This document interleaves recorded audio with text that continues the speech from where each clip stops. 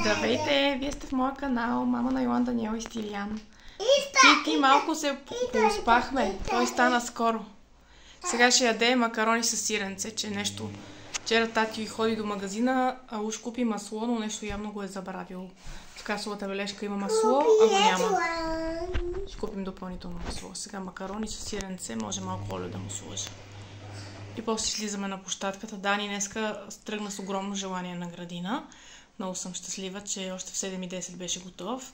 Събудих Йоан и той се оправи. И рано. Да, те се събудиха преди тебе. Ти какво ще кажеш? Ти сега ли се събуди, миличък? Да. Спали добре? Какво ще хапнеш сега? Ням макарони.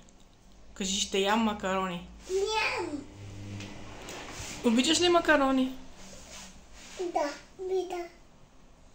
Липсват ли ти батковците, че ги няма?